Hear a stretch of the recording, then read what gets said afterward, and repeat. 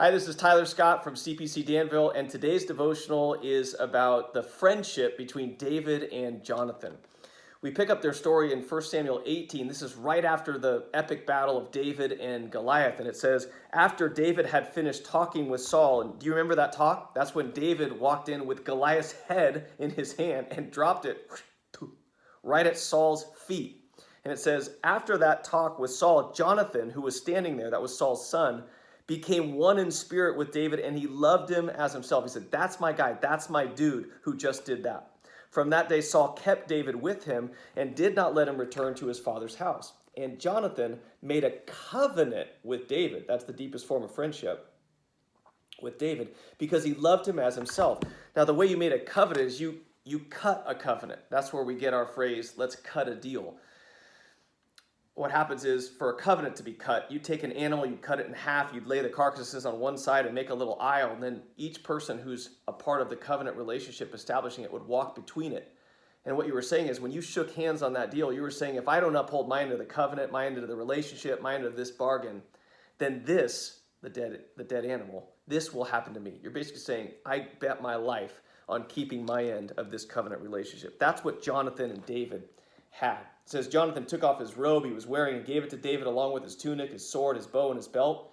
Whatever Saul sent him to do, David did it successfully. That Saul gave him a high rank in the army, and this pleased all the people and Saul's officers as well. Then something interesting happens.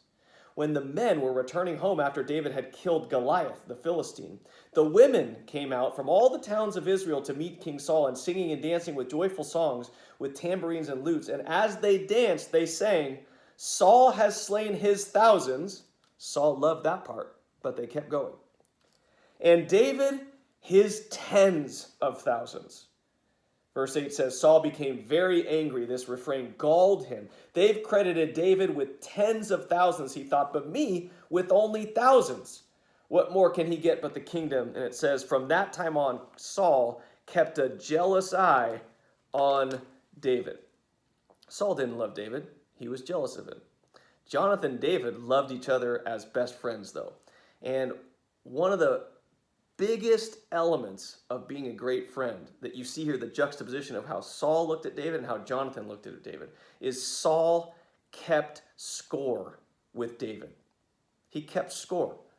Jonathan did not keep score with David, and David did not keep score with Jonathan. It reminds me of 1 Corinthians 13, love is patient, love is kind, does not envy, does not boast, is not proud, is not rude, is not self-seeking, is not easily angered. It keeps no record of wrongs. Love doesn't keep score. That's the mark of a great friendship, when you don't keep score. One of my favorite verses in Scripture about friendship is in Philippians chapter 2, verses 19 and 20. And Paul's talking about sending Timothy back to the church at Philippi. And he says, I hope to send Timothy soon. He goes, yeah, that Timothy.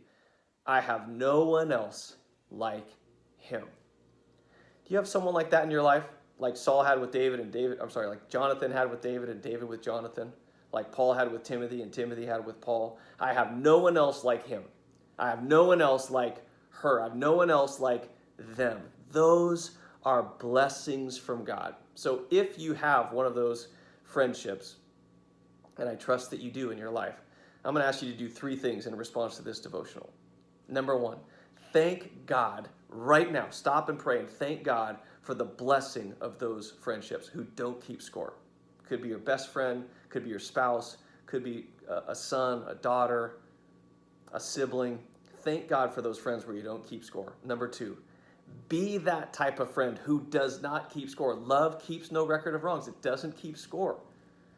It's willing to give its life up. Like, by the way, in 1 Samuel 20, Jonathan risks his life for David. He proves it. Here's the third thing. Don't just thank God for those types of friends or be those types of friends. The third thing I want you to do in response to this devotional today, reach out to one of those friends.